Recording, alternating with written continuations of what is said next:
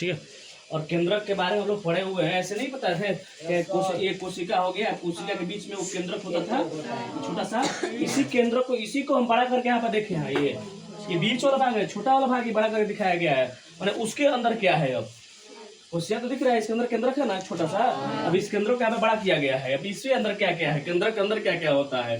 सबसे पहले केंद्रक किसे कहते हैं, केंद्र का खोज किसने किया था, ये सारी चीजें हम लोग पढ़ चुके हैं।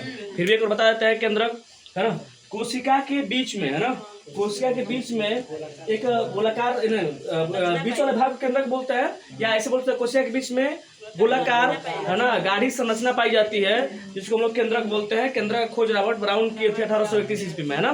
चलिए केंद्रक को देखिएगा तो यहाँ पर दो हरी झिल्ली दिखाई दे रही होगी, वो हरी झिल्ली ऊपर वाली, फिर ये छिद्र है ना, छिद्र है, फिर यहाँ पे पहली झिल्ली और ये दूसरी झिल्ली, फिर यहाँ पे छिद्र है, फिर ये पहली झिल्ली दूसरी झिल्ली, पहली झिल्ली दूसरी झिल्ली, है ना ये, और बीच बीच में छिद्र है, छिद्र दिख रहा है ना ये, ठीक है। अब देखिए ये दो हरी झिल्ली से बनी होती है, मतलब आप बोल सकते हैं केंद्रक के चारों तरफ, है ना, एक झिल्ली पाई जाती है, जिसको हम लोग बोलते हैं केंद्रक झिल्ली या केंद्रक कला। केंद्रक के चारों ओर पाए जाने वाले झिल्ली को केंद्रक झिल्ली या केंद्रक कला बोलते हैं, जो दुहरी होती है ना, ये दोहरी होती है। देखिए दोहरी दिख रहा है यहाँ पे, दोहरी होती है। और ये केंद्रक झिल्ली के बीच में छोटे छोटे छिद्र होते हैं, देखिए यहाँ पे, इसको छिद्र को बोलते हैं केंद्रक छिद्र। क्या बोलते हैं इसको, केंद्रक छिद्र, ठीक है। इसी छिद्र के द्वारा केंद्रक द्रव्य, केंद्रक के अंदर जो द्रव्य है उसको केंद्रक द्रव्य बोलते हैं। तो केंद्रक द्रव और कोशिका द्रव्य का आदान प्रदान होता है, पदार्थों का आदान प्रदान होता है। इन्हीं छिद्रों के द्वारा केंद्रक द्रव्य और जीव द्रव्य के अंदर के पदार्थों का आदान प्रदान इसी छिद्र के द्वारा होता है, ठीक है। उसके बाद आगे देखिए, इसके अंदर धागे के समान संरचना दिखाई देता है। देखो धागा जैसे दिखाई दे रही है, धागा जैसा संरचना, है ना। केंद्रक के अंदर धागे जैसी संरचना दिखाई पड़ती है, जिसको हम लोग क्रोमैटिन जालिका कहते हैं। जो क्या बोलते हैं, क्रोमैटिन जालिका। पसंद मारिए जी, केंद्रक के अंदर धागे जैसी संरचना पाई जाती है, जिसको बोलते हैं क्रोमैटिन जालिका, ठीक है। और ये अंतःप्रद्रव्य जालिका तो आप लोग जानते ही हैं, है ना।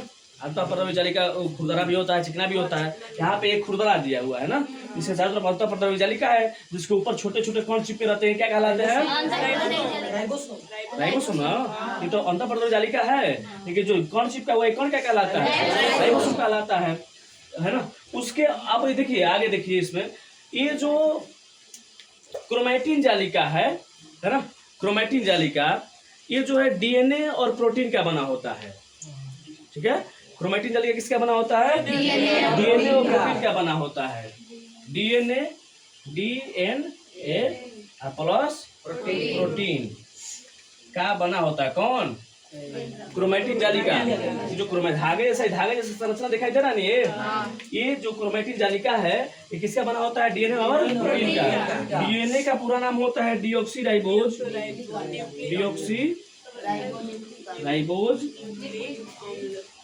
न्यूक्लिक एसिड, न्यूक्लिक हमने वही बताया है, डीऑक्सी राइबोज न्यूक्लिक एसिड, है ना। और प्रोटीन इसका बना होता है, डीएनए और प्रोटीन का। देखिए डीएनए जो होता है ये आनुवांशिक गुणों का वाहक होता है, आनुवांशिक गुणों का ये वाहक होता है ना। इसलिए डीएनए को हम लोग आनुवांशिक पदार्थ कहते हैं, आनुवांशिक पदार्थ। डीएनए कैसा पदार्थ है, एक आनुवांशिक पदार्थ है। इसको डिटेल में जब डीएनए पढ़ाएंगे तो बताएंगे, है ना। अभी बस आप इतना समझिए कि डीएनए का पूरा नाम डीऑक्सी राइबोज न्यूक्लिक एसिड होता है, और डीएनए जो है आनुवांशिक गुणों का वाहक होता है। जो आनुवांशिक गुण हमारे अंदर पाए जाते हैं, जो माता पिता के अंदर जो गुण पाए जाते हैं, आनुवांशिक गुण, वो है ना संतानों में लेके जाता है। कौन लेके आता है, डीएनए। इसलिए इसको आनुवांशिक पदार्थ कहते हैं, इसलिए इसको क्या बोलते हैं, आनुवांशिक पदार्थ, ठीक है। और डीएनए का जो क्रियात्मक खंड होता है, डीएनए का जो सबसे छोटा इकाई हो गया, उसको बोलते हैं जीन, ये जो आनुवांशिक पदार्थ जो है, आनुवांशिक पदार्थ, ये आनुवांशिक गुणों का वाहक है, ये आनुवांशिक गुणों का वाहक है। याद रखना, आनुवांशिक गुणों का वाहक है कौन, डीएनए।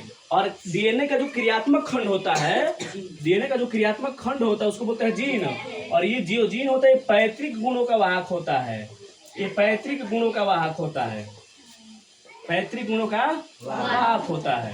ठीक है, इसलिए जीन को आनुवांशिक इकाई कहते हैं, इसलिए क्या बोलते हैं, आनुवांशिक इकाई बोलते हैं इसको, आनुवांशिक इकाई बोला जाता है इसको।